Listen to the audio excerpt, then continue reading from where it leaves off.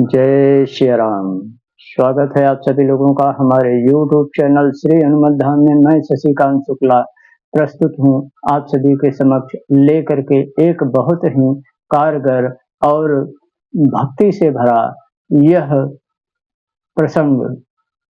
जिन हमारे भाइयों अथवा हमारी बहनों की शादी में देरी हो रही है, विलंब हो रहा है, रिश्ते कट जाते हैं, बात नहीं बन पाती है, उनके लिए आज का यह प्रसंग बहुत ही उम्मीद से भरा होने वाला सिद्ध हो, ऐसी हृदय में आकांक्षा लेकर के यह प्रसंग आपके सामने प्रस्तुत करबद्ध निवेदन।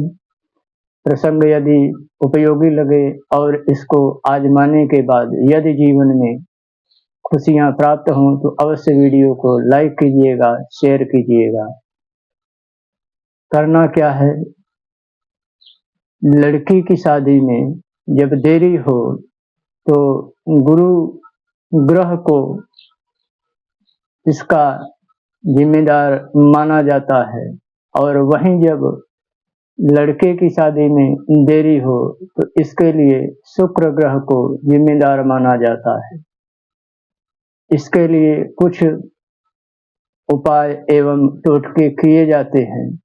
उन्हीं में से एक कारगर अचूक टोटका जो कि सेवा स्वरूप होता है, सेवा करनी पड़ती है, वही आपको करना है। क्या करना है, कैसे करना है? किसी भी गुरुवार के दिन जिन हमारी बहनों की शादी में समस्या आ रही है, अड़चन आ रही है, बात बनते बनते बिगड़ चली जा रही है, उम्र निकली चली जा रही है, तो वो किसी भी गुरुवार को सायं संध्या के बाद जब सूर्यास्त हो जाता है तब उनको थोड़ा सा पीला चंदन अथवा पीली हल्दी लेनी है और ले करके उसको थोड़े से गंगा जल में घोल बना देना है। उसके पश्चात आपको जो आपके घर की झाड़ू है, उस झाड़ू को आपको ले करके प्रणाम करना है। प्रणाम करने के पश्चात झाड़ू पे आपको इन हल्दी और चंदन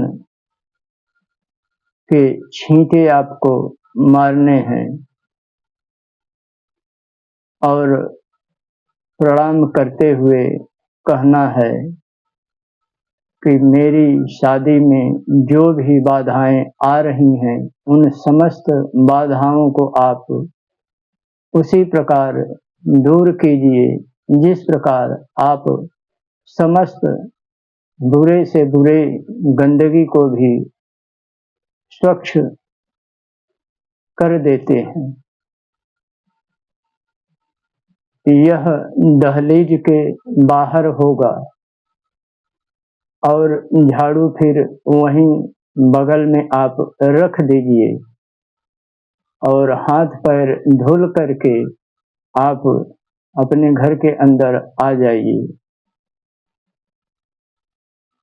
पुनः जब संध्या बीत जाती है, रात्रि पहर शुरू होता है, 8 बजे के बाद, 9 बजे के बाद, 10 बजे के बाद आप उस झाड़ू को ले करके अपने घर में किसी ऐसे स्थान पर खड़े करके रख दीजिए कि जहां उसको कोई छूने न पाए, वह गिरे न, वह झाड़ू खड़ी रहे।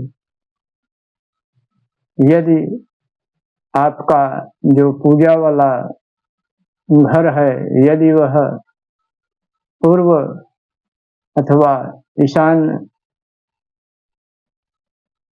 की जो दिशा होती है, वहां पर आपका पूजा का मंदिर है, तो आप उस पूजा के जो मंदिर बना है उस कक्ष में आप वहां पर उसको यदि खड़े करके रखते हैं तो अति उत्तम।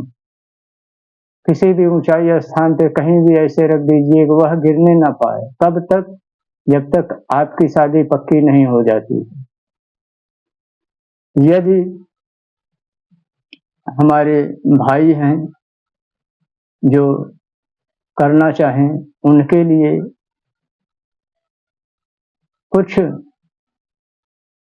उपाय, सब टोटके जो सेवा स्वरूप हैं सब वहीं रहेंगे। केवल हल्दी और चंदन की जगह उनको या तो सुगंधित गुलाब का इत्र अथवा दही, पानी में गुलाब इत्र की शीशी को घोल लें अथवा दही को पानी में घोल लें गंगा जल मिले हुए, और उनसे दोनों हाथों से प्रणाम करते हुए छींटे लगाएं और मन ही मन यही प्रार्थना उनको भी करनी है कि जिस प्रकार से समस्त गंदगी को आप स्वच्छ करके एक नई एहसास आप महसूस करवाते हैं स्वच्छता की, सुंदरता की, उसी प्रकार मेरे जीवन में भी जो रुकावटें शादी में आ रही हैं, बाधाएं शादी में आ रही हैं, वो भी दूर हों और मेरे जीवन में एक नई खुशी, एक नई सुंदरता का आगमन हो। यह बड़ा ही कारगर उपाय स्वरूप टोटका होता है। इसको पूर्ण श्रद्धा और भक्ति से किया जाता है और हृदय में यही निश्चय जान करके कि यह जो मैं सेवा स्वरूप उपाय टोटका कर रहा हूँ अथवा कर रही हूँ, इसका मुझे संपूर्ण फल प्राप्त होगा मेरी मनोकामना पूर्ति के साथ, तो अवश्य यह कारगर होता है।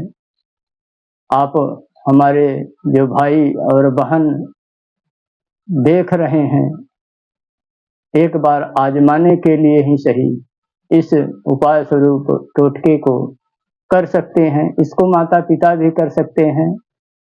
माता पिता यदि करेंगे तो बेटी अथवा बेटे का नाम उनको लेना होगा, और यदि हमारे भाई बहन कर रहे हैं तो वो अपना नाम स्वयं ले सकते हैं। आशा और विश्वास यह छोटा सा कारगर उपाय स्वरूप, सेवा स्वरूप यह टोटका आपके जीवन में एक नई उमंगें, एक नई खुशियां प्रदान करने वाला सिद्ध हो।